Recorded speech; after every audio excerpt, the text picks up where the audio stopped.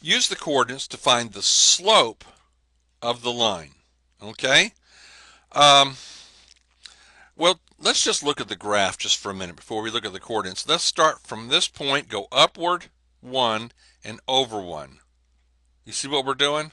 Up 1 over 1. Up 1 over 1. Up 1 over 1, and so on. Hey, think of it like this. From this red dot to this red dot, we went up 3 and over 3. Now, 3 divided by 3 is 1, isn't it? Okay. Now, what makes it negative? This thing rises to the left. If it rises to the left, it's negative.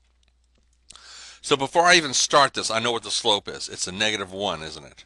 Up 1 and over 1. Or up 3 and over 3. And it's negative because we're going to the left. If this line slanted upward to the right, it would have a plus slope. Okay? Now, let's look at the word slope again.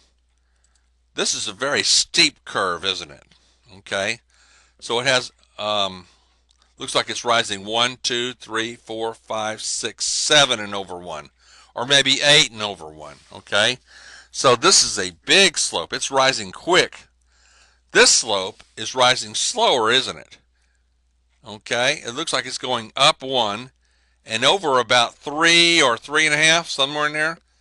Okay, so this is rising a lot slower than, say, this one did. Okay, very fast slope, very slow slope, little slope, big slope, and we know our slope is a negative 1, don't we? Okay. All those were negative because they were going upward to the left. Now, let's look at the coordinates, okay? We have a formula to tell us exactly what the slope is, okay? Now, what are the coordinates for this point right here? This is a very special point called the y-intercept. It's where our line crosses the y-axis. See the y-axis right here? What are the coordinates of this point? 0, 3. 0, 3. This is the x-intercept. It's where our line crosses the x-axis here. And this is the point 1, 2, 3, 0. Okay? And we can use those coordinates to determine exactly what the slope is. All right? So let's find the coordinates of this point right here. Okay? We're going 1, 2, 3 to the right, and we're not going up and down anywhere, are we? So the coordinates are 3, 0. And the coordinates of this one, this is your y-intercept, so the value of x is 0. The value of y is a plus 3. So this is your y-intercept. This is your x-intercept. Okay? Now my formula is y2 minus y1 over x2 minus x1. My y's go on top. My x's go on the bottom. And you can start with either one of these. I'm going to start off with that 3. Put the 3 here. The value of y for this point is 3. The x value that goes with that is the 0, which goes down here underneath the 3. So see how these are paired up? This is the value of y, which goes on top.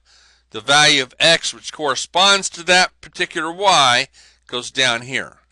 Now the value of y here is 0. The x that goes with that is this 3. This 3 goes underneath the 0. So 3 minus 0 is 3.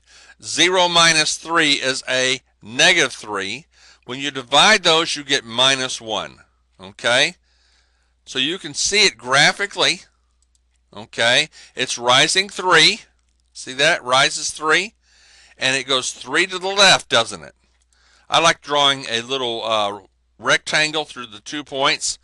Okay, in this case it's a square, and the height of that rectangle is 3. The length of that rectangle is 3. Okay, and we're talking about 3 over 3 rising upward to the left is a minus 1.